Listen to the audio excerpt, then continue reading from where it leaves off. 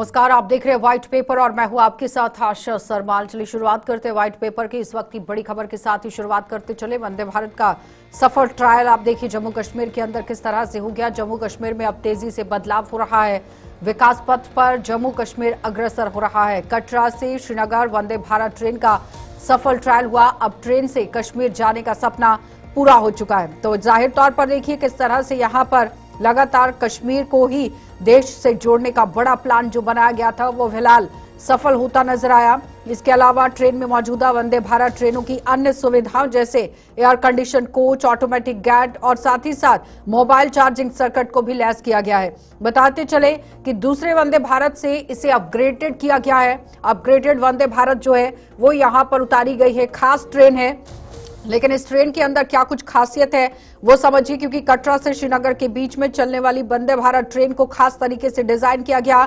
ये ट्रेन जम्मू कश्मीर की चुनौतीपूर्ण सर्दियों में अपना फुल स्पीड से काम करेगी, अपनी स्पीड को दौड़ाएगी और देश के अन्य हिस्सों में चलने वाली अन्य वंदे भारत ट्रेनों की तुलना में इस ट्रेन में कई विशेष सुविधाएं डेवलप की गई। तो रेलवे के मुताबिक जो जानकारी साझा की गई उसमें बताया गया कि एडवांस हीटिंग सिस्टम इसके अंदर लगाया गया, जो पानी और बायो एडवांस हीटिंग सिस्टम काफी तरीके से काम करेगा। बायो टॉयलेट टैंकों को जमने से रोकेगा, साथ ही वैक्यूम सिस्टम के लिए गर्म हवा प्रदान करता है। इसके अलावा स्पेशल वंदे भारत में एयर ब्रेक सिस्टम लगाया गया जो 0 डिग्री टेम्परेचर में भी सुचारू संचालन सुनिश्चित करेगा। ट्रेन में यहाँ विंडशील्ड में आप देखिए एम्बेडेड हीटिंग जो एलिमेंट है वो लगाए गए हैं। ड्राइवर के ठीक सामने से लुकआउट ग्लास को ही ऑटोमेटिक जो ड्रिफ्ट है उस तरीके से बनाया गया है। तो सुविधाओं से कड़ाके की ठंड में भी क्लियर विजिबिलिटी सुनिश्चित होती है। तो बताते चले कि ऑटोमेटिक गेट और मोबाइल चार्जिंग सर्किट से भी लैस किया गया है। रेलवे की ओर से जो बयान दिया गया उसमें कहा गया कि स्पेशल वंदे भारत जम्मू कश्मीर की भौगोलिक और आर्थिक अंतर को ही मद्देनजर रखते हुए बनाई गई है। तो भारत की प्रतिबद्धता का ये प्रतीक है। ये ट्रेन 272 किलोमीटर लंबी उधमपुर श्रीनगर बारामूला रेल लिंक परियोजना को पूरा करने की दिशा में एक महत्वपूर्ण कदम है और जिसका उद्देश्य कश्मीर घाटी को व्यापक भारतीय रेलवे नेटवर्क के साथ जोड़ना है। और साथ ही साथ बताते चले कि एक बड़ी बात जरूर कही गई थी कि जम्मू कश्मीर में कश्मीर को स्विट्जरलैंड की तर्ज पर ही डेवलप करने की कोशिश होगी कि बाहर से जब टूरिस्ट यहां पर पहुंचते हैं तो वो पूरा लाभ ले सके और 12 महीने कश्मीर की आवाजाही जो है वो खुली रहनी चाहिए। जहां पर दुर्गम इलाकों के अंदर बर्फबारी की वजह से रास्ता बंद हो जाता था, लेकिन अब टनल बनने की वजह से वो बंद नहीं हो पाएगा। सहूलियत पूरी तरह से पर्यटकों को यहां पर मिलेगी। साफ तस्वीरों में आप देख सकते हैं किस तरह से कटरा से श्रीनगर तक अब ये ट्रेन पहुंच चुकी है। वंदे भारत ये ट्रेन है जो अलग तरीके से डिजाइन की गई है और कई आधुनिक उपकरणों से भी इसे लैस किया गया है, यानी कि मॉडर्नाइजेशन के तरीके से अगर देखा जाए और साथ ही साथ जम्मू कश्मीर के मौसम के हिसाब से इसे डिजाइन किया गया है। तो चलिए पैनल की ओर बढ़ जाते हैं। विक्रम मल्होत्रा है हमारे साथ बीजेपी पार्टी की तरफ से, बहुत बहुत स्वागत विक्रम जी जुड़ने के लिए। आदर्श गुप्ता है हमारे साथ, राजनीतिक विश्लेषक है, आपका भी बहुत बहुत स्वागत। और आबिद वानी है हमारे साथ नेशनल कॉन्फ्रेंस से, आपका भी बहुत बहुत स्वागत जुड़ने के लिए। सबसे पहले तो मैं आबिद जी आप ही के पास आऊंगी। वंदे भारत का सफल ट्रायल पूरा हो गया है, पर्यटकों को लुभाने के लिए ये एक नया कदम और दूसरी तरफ कश्मीर को देश के साथ जोड़ने के लिए उम्दा पहल कर दी गई। तो कल गणतंत्र दिवस की मैं शुभकामनाएं देता हूं आपके माध्यम से सभी देशवासियों को भी और जम्मू कश्मीर के निवासियों को भी। और मुझे लगता है ये एक अच्छी उपलब्धि और अच्छा गिफ्ट, मैं कहूंगा बहुत अच्छा तोहफा मिला है आज कि कटरा से श्रीनगर आज इसका ट्रायल रन सक्सेसफुल रहा। तो मुझे लगता है बहुत अच्छी उपलब्धि और अच्छा अवसर है और सही मौके पे आ गई है। और मुझे लगता है आगे भी जो स्ट्रेच है यूएसबीआरएल का पेंडिंग, उस पर भी सेफ्टी क्लियरेंस मिली है। तो मुझे लगता है कहीं ना कहीं एक अच्छी अपॉर्चुनिटी है जम्मू कश्मीर के लोगों के लिए, इकोनॉमिकली भी। बस ये देखना होगा कि जो लोकल रिक्रूटमेंट है इस सब में जो एम्प्लॉयमेंट जनरेशन का होगा उस पर सरकार को देखना होगा कि इसका लाभ जो है जम्मू कश्मीर के लोगों को ही हो, वो पहले प्रायोरिटी पे हो। तो मुझे लगता है उसमें ये पैकेज एक डबल पैकेज की तरह विक्रम जी जम्मू कश्मीर के वो लोगों कह रहे हैं कि अगर लोकल प्रायोरिटी को लेकर काम किया जाएगा तो ये पैकेज यहाँ पर डबल पैकेज के तौर पर देखा जा सकता है और ये सरकार के हाथ में ही है कि अगर वो इस पर काम करती है तो। धन्यवाद आशा जी। मैं समझता हूँ कि हमारी जो आज की पीढ़ी है वो बहुत खुशकिस्मत है जो आज इस ऐतिहासिक दिन को देखने के लिए यहाँ मौजूद हैं। जिस तरह से आज जो एक कश्मीर को कन्याकुमारी से जोड़ा जा रहा है, और जिस तरह से जम्मू कश्मीर जो आज तक ट्रेन से कश्मीर खासकर जो ट्रेन से महरूम था, वो आज देश के सभी कोनों से ट्रेन के साथ जुड़ जाएगा।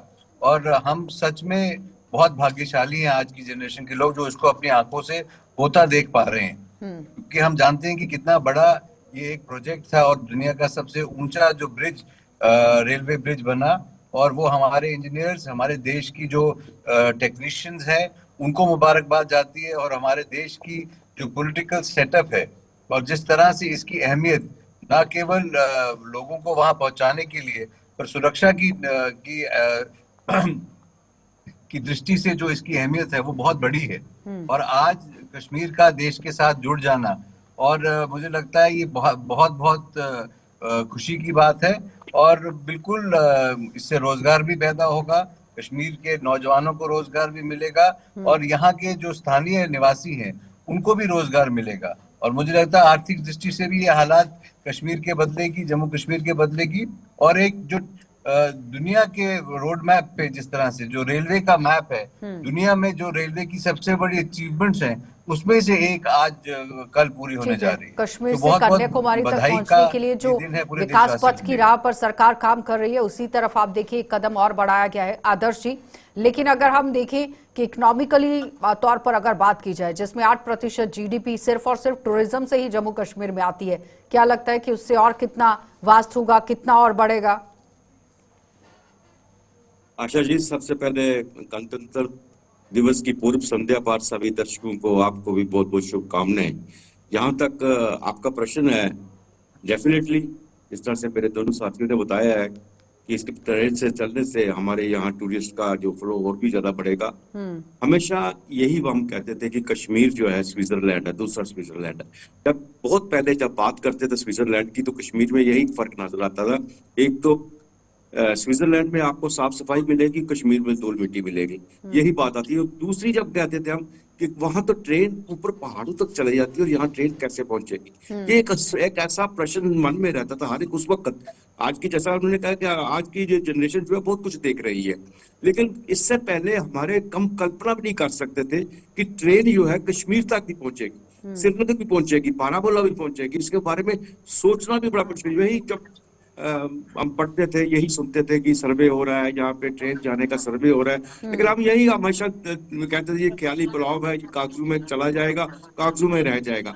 लेकिन आज हकीकत जब चीज सामने आ रही है तो सबकी आंखें खुली की खुली रह गई है। ये बहुत ही एक ऐसी चीज है, एक ऐसा तोहफा है जम्मू कश्मीर के लिए, जो सबसे बड़ा तोहफा कह सकते हैं हम इस 2025 में मिला है। जो इससे डेफिनेट यहाँ का टूरिस्ट का फ्लो भी बढ़ेगा। और इससे ज्यादा सबसे बड़ी बात है, ये तो एक दिन का विजिट बन गई कश्मीर के अंदर श्रीनगर जाने के लिए।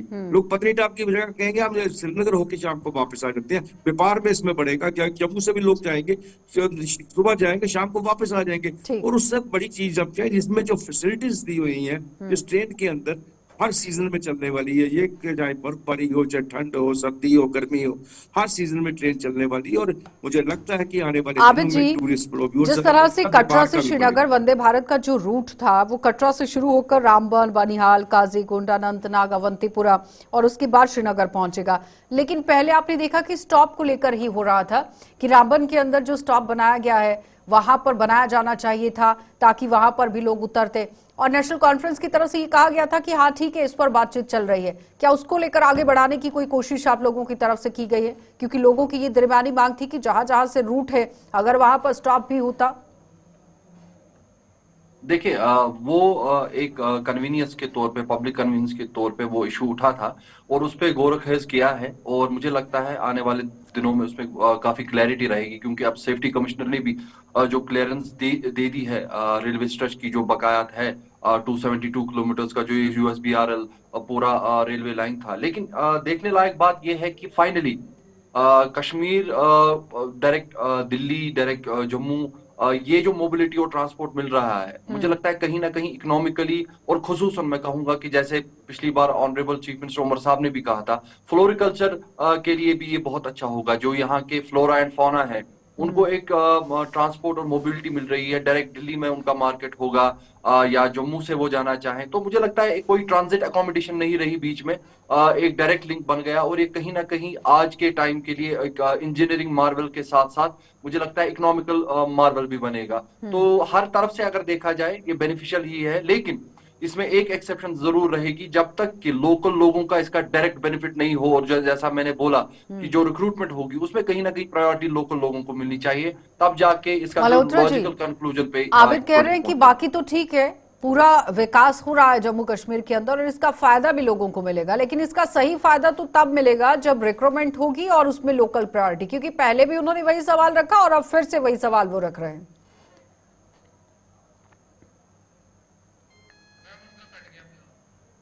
ठीक है आदर्श जी, इस पर जवाब दीजिएगा प्लीज। ये आशा जी बिल्कुल ठीक कह रहे हैं, लोकल जो रिक्रूटमेंट में प्रायोरिटी होनी चाहिए, लेकिन रेलवे में जैसा कि पहले भी चलता आ रहा था, आज को यूटी बनने के बाद नई बात तो है नहीं है। रेलवे में जब भी रिक्रूटमेंट होती है कि पूरे देश से ही होती है, ये तो स्टेट लेवल की तो है नहीं बात, इसमें है लेकिन प्रायोरिटी होनी चाहिए, इसमें कोई शक नहीं है, क्योंकि हमारे जो लोकल है उनको भी जॉब मिलना चाहिए। लेकिन इसके साथ साथ हमें व्यापार का कितना बढ़ावा है, आपके जितने स्टेशन रास्ते में मिलेंगे उन लोग वहां स्टेशन पे कारोबार बढ़ेगा, हर जगह पे कारोबार बढ़ेगा, इसमें तो कोई दो राय नहीं है। लेकिन प्रायोरिटी जो है लोकल को दी जा सकती है, ये इसके लिए बातचीत हो सकती है। बाकी जैसे अमित जी ने कहा कि स्टेशन से है, स्टेशन अब वंदे भारत जो है वो शायद उसमें इतने स्टेशन कवर ना कर पाए, इतने स्टेशन पे खड़ी ना हो सके, लेकिन इसके साथ साथ दूसरी ट्रेनें भी चल रही है ना, वो जल्दी शुरू हो रही है, मेल चल रही है, एक्सप्रेस चल रही है, वो 3-4 जो ट्रेनें चल रही है उनके लिए स्टॉपेज ज्यादा बढ़ेंगे। वंदे भारत जो ट्रेन है उसके लिए स्टॉपेज कम हो सकते हैं, लेकिन अल्टीमेटली फायदा तो यहाँ लोकल को ही होगा सारा। टूरिस्ट तो आएगा ही आएगा, टूरिस्ट प्रेफर करेगा ट्रेन से जाना, क्योंकि वो नहीं चाहेगा कि बॉम्बे से चलाओ मैं दिल्ली आके टैक्सी लेना पड़े। इकोनॉमिकली अगर इसको देखा जाए तो हर कोई कह रहा है कि फायदेमंद है, लेकिन 2018 और 19 की अगर हम बात करते हैं जिसमें जीडीपी 1.6 लाख करोड़ रुपए थी, वही साल 2024 और 25 पर अगर हम नजर गड़ाते हैं जिसमें अंतरिम बजट के मुताबिक जम्मू कश्मीर की जो जीडीपी थी 2.64 लाख करोड़ रुपए हो गई, यानी कि पिछले 5 सालों में जम्मू कश्मीर की जीडीपी 1.5 गुना ज्यादा बढ़ गई है। तो अब आपको क्या लगता है कि अगर जिस तरह से कटरा से श्रीनगर तक रेल जा रही है, टूरिस्ट बढ़ चढ़ कर पहुंचेंगे, जो नहीं पहुंच पाते थे वो भी पहुंचेंगे, फुटफॉल ज्यादा बढ़ जाएगा? देखिए आप जीडीपी को सिर्फ टूरिज्म के दायरे में ना देखें, ये आबिद मैं आपका जवाब लूंगी, रुकेंगे। चलिए आबिद जी जवाब दीजिए। देखिए आशा जी, जो आप टूरिज्म के बारे में बात कर रही थी, जीडीपी के बारे में बात कर रही थी, तो आप सिर्फ जीडीपी को सिर्फ टूरिज्म के दायरे में ना देखिए। जो मेन कंट्रीब्यूशन होता है हमारी जीडीपी का वो एग्रीकल्चर और उसके साथ जो अलाइड इंडस्ट्रीज हैं, हैंडीक्राफ्ट्स, हैंडलूम्स है, हॉर्टिकल्चर है, तो वो हमारे जीडीपी में मेजर पोर्शन कवर करते हैं। लेकिन टूरिज्म के साथ साथ हमें ये भी देखना चाहिए कि उसके साथ जो इंटरलिंक्ड अलाइड सेक्टर्स हैं उनमें हम कैसे बेहतरी लाए। अभी जम्मू में हमें टूरिस्ट डेस्टिनेशन या एडवेंचर स्पॉट्स ढूंढने पड़ेंगे, तभी जाके लोगों को वहां फायदा होगा, तभी जाके फुटफॉल जो है टूरिस्ट का जम्मू में भी होगा। तो एक इक्विवेलेंट तरीके से जम्मू और कश्मीर में टूरिज्म पे काम होना चाहिए, साथ ही साथ जो बाकी सेक्टर्स है उन पे भी ध्यान देने की जरूरत है, क्योंकि हमारा फिजिकल डेफिसिट 2023 से 24 तक 13,000 करोड़ का है। तो कहीं ना कहीं हमें देखना चाहिए। विक्रम जी वो कह रहे हैं एलाइड सेक्टर्स को भी ध्यान में रखने की जरूरत है। देखिए बिल्कुल, आज भी जो बात हम कर रहे हैं वो ट्रेन सर्विसेज कश्मीर पहुंचने की है। मुझे लगता है ये एक अपने आप में एक बहुत बड़ी अचीवमेंट है और एक बहुत बड़ी उपलब्धि है। और इसके साथ साथ अगर आप याद करें, हम तो बहुत छोटे थे जब ट्रेन पठानकोट तक आती थी, शायद पैदा भी नहीं हुए थे हम लोग तब। और उसके बाद जब ट्रेन पठानकोट के बाद जम्मू में स्टेशन बना तो जम्मू की इकोनॉमिक प्रोग्रेस जो है वो हुई। उसी तरह से उधमपुर कटरा आप जम्मू ट्रेन से जुड़े हैं, तो ऑटोमेटिकली ये चीजें जो हैं आपके ट्रेड को बूस्ट देती है, आपके टूरिज्म को बूस्ट देती है।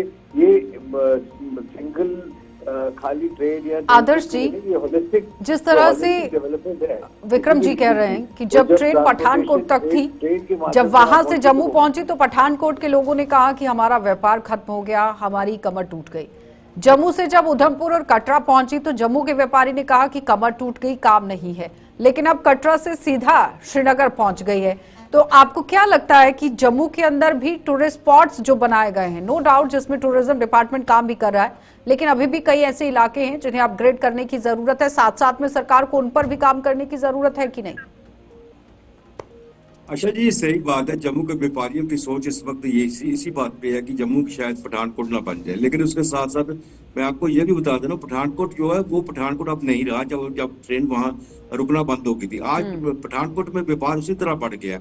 अगर ये जम्मू के अंदर जिस तरह से डिवीजन, रेलवे डिवीजन यहाँ पे लाया जा रहा है, फिरोजपुर की तरह यहाँ भी है, रेलवे कोच की फैक्ट्री लग सकती है, रेलवे रिपेयर कोच की फैक्ट्री लग सकती है, दूसरी चीजों की फैक्ट्री काम शुरू हो सकते हैं। इससे ट्रेन जम्मू रुक के जाएगी ना, जम्मू से होके जाएंगी सब ट्रेनें, ऐसी कोई बात नहीं है, उसमें भी होगा। लेकिन जिस तरह से आवत जी कह रहे हैं कि जीडीपी का एक बहुत बड़ा हिस्सा जो है टूरिस्ट से हट के भी है, तो उसमें भी इसलिए हमारा ट्रेन का एक बहुत बड़ा एक रोल रहेगा। आज वंदे भारत शुरू हुई है, कल गुड्स ट्रेन शुरू हो जाएगी। मुझे याद है कि आप जी इस बात को मानेंगे कि जब सेब का सीजन होता है तो तब ट्रक्स नहीं मिलते, ट्रांसपोर्टेशन के लिए मिलते ही नहीं है, और एक एक बॉक्स की कीमत जो है वो आसमान छू जाती है।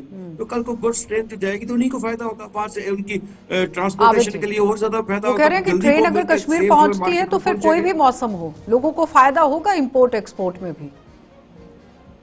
देखिए, इसमें कोई शक नहीं है, मैंने पहले ही बोला ये बड़ा अवसर है और बड़ी उपलब्धि है जम्मू कश्मीर के लोगों के लिए। लेकिन जैसे आपका भी कंसर्न है लोकल रिक्रूटमेंट और लोकल एंटरप्रेन्योरशिप पे इसका असर कैसा रहेगा, तो कहीं ना कहीं उस पर एक पॉलिसी बाज़ाब्ता सेंट्रल गवर्नमेंट को लानी चाहिए, और राज्य सरकार भी डिटरमिन्ड है जम्मू में एडवेंचर स्पॉट्स बने, कश्मीर में टूरिज्म पे काम हो, ताकि फुटफॉल बढ़े टूरिज्म का। और वैसे ही जो इंटरलिंक्ड सेक्टर, सेब की बात करें, एप्पल इंडस्ट्री 10% हमारी जीडीपी को कंट्रीब्यूट करती है, तो कहीं ना कहीं इन सब चीजों पे इक्विवेलेंट तरीके से काम होना चाहिए, तभी हम एक विकसित भारत में रहकर एक विकसित जम्मू कश्मीर बना सकते हैं। विक्रम जी, वो कह रहे हैं पॉलिसीज लाने की जरूरत है। देखिए, मैंने आपसे कहा ना कि आज का दिन जो है, आबिद जी बड़ी अच्छी पॉजिटिव बात कर रहे हैं, और ये सब चीजें मुझे लगता है एक सही समय जब आएगा, नेशनल कॉन्फ्रेंस की गवर्नमेंट भी है, या अपनी सरकार से भी मुझे लगता है इस बारे में राय जरूर दे सकते हैं, क्योंकि सरकार नेशनल कॉन्फ्रेंस की यहाँ पे है। जो केंद्र की सरकार से जितना ताउन होगा, मुझे लगता है मिलजुल के काम करने की जरूरत है, ताकि जो इतने सालों से जम्मू कश्मीर में अंधेरा छाया था, युवाओं को एक जो होप आज नजर आ रही है, आज हर बुजुर्ग को भी होप नजर आ रही है कि जम्मू कश्मीर जो है वो देश भर से जुड़ गया है, और देश वो एक बड़ी उपलब्धि है ट्रेन के रास्ते देश से जुड़ना। मैंने आपसे कहा ये सिक्योरिटी पॉइंट ऑफ व्यू से, स्ट्रेटेजिक पॉइंट ऑफ व्यू से, और इकोनॉमिक पॉइंट ऑफ व्यू से इसकी बहुत अहमियत है, बहुत बहुत। आदर्श जी, ठीक है, आज के दिन के जो मतलब कि हर तरफ देखकर ही काम करने की कोशिश सरकार की तरफ से की गई है। लेकिन आदर्श जी, रिपोर्ट्स की अगर हम बात करें 2020 से लेकर 2023 तक की अगर हम बात करते हैं, लगातार टूरिज्म जो है वो बढ़ा है, टूरिस्ट बाहर से ज्यादा तादाद में आए, जिसमें 20 में आप देखिए 34 लाख आते हैं, तो 21 में यहाँ 1 करोड़ 13 लाख ही आंकड़ा हो जाता है, फिर 22 में 1 करोड़ 88 लाख पहुंच जाता है, फिर 23 में 2 करोड़ 11 लाख पहुंच जाता है, और अब आप देखिए 24 का आंकड़ा भी अगर इसके अंदर मिला देते हैं, तो कुल मिलाकर कहने का मतलब यह है कि चाहे वो कश्मीर हो चाहे वो जम्मू हो, टूरिज्म को बढ़ाने की कोशिश की गई है, क्योंकि जम्मू के अंदर पिलग्रिम टूरिस्ट है, और कश्मीर के अंदर आपने देखा कि किस तरह से एडवेंचरस को लेकर भी है, और साथ में बाहर जिस तरह से टूरिस्ट पहुंच रहे हैं। लेकिन कुल मिलाकर यहाँ कारोबारियों की कारोबार को बढ़ाने की बात हो रही थी। कोविड-19 के दौरान आपने देखा किस तरह से कमर टूट गई, उसे कहीं ना कहीं आप देखिए रिवाइव करने के लिए कोशिश सरकार की तरफ से जरूर की गई है। तो आपको नहीं लगता है कि एक पॉजिटिव मैसेज के तौर पर ही इसे लेने की जरूरत है, क्योंकि देश को विकास के पथ पर आगे बढ़ाने की कोशिश हो रही है? देखिए आशा जी, जिस तरह से बात करते हैं, जिससे आपने जो आंकड़े पेश किए कि टूरिस्ट इतना बड़ा है, उसके 2 रीजन है। सबसे बड़ा रीजन है, एक तो वहाँ पीस है इस वक्त, दूसरा है कि आपकी रोड कनेक्टिविटी। अगर रोड कनेक्टिविटी बेटर होने से इतना टूरिस्ट बढ़ा है, तो ट्रेन के आने से कितना आपका देखेंगे कितना टूरिस्ट और बढ़ेगा, बहुत कुछ हो सकता है।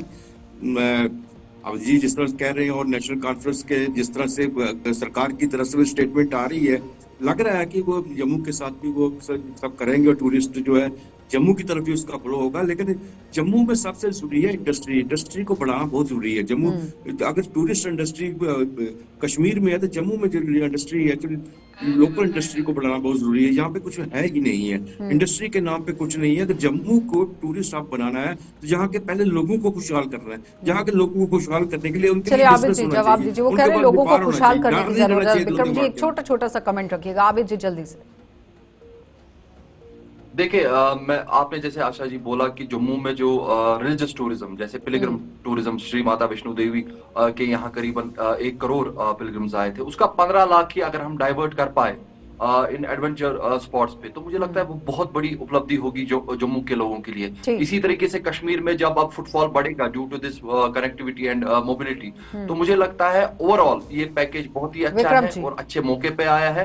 बस लोकल एंटरप्रेन्योरशिप और रिक्रूटमेंट पे ध्यान रखना पड़ेगा। ठीक है विक्रम जी, वो लास्ट में भी एक ही सवाल छोड़ रहे हैं, रिक्रूटमेंट पर ध्यान देने की जरूरत है। मुझे लगता है आदरणीय प्रधानमंत्री नरेंद्र मोदी जी का जो फोकस है जम्मू कश्मीर को लेके, उसमें ये सब कुछ शामिल है। और वो मुझे लगता है इस पूरे प्रदेश की एक स्पेशल जगह है उनके दिल में। और वो चाहते हैं कि यहाँ का युवा जो है, जो अब मेन स्ट्रीम जब से पॉलिटिकल एक्टिविटी शुरू हुई है या नया चुनाव हुआ है, लोगों ने चुन के अपनी सरकार लाई है, ठीक है। तो कहीं ना कहीं जो युवा की जो एस्पिरेशन है वो पूरी होगी। मुझे लगता है बहुत बहुत कि धन्यवाद ट्रेन विक्रम जी पहुंचने जुड़ने के से- लिए। आदर्श जी आपका भी धन्यवाद और साथ ही साथ आबिद जी आपका भी धन्यवाद। तो फिलहाल विकास के पथ पर जम्मू कश्मीर एक कदम और आगे बढ़ गया है क्योंकि वंदे भारत का सफल ट्रायल हो गया है। लेकिन इस बीच में लगातार आप देखिए विकास के साथ साथ ये भी सवाल रखा जा रहा है कि रिक्रूटमेंट को लेकर भी ध्यान रखने की जरूरत है। रोजगार अगर और बढ़ाए जाते हैं तो काफी फायदा लोगों को भी होगा, युवाओं को भी होगा। आप देखते रहिए कार्यक्रम।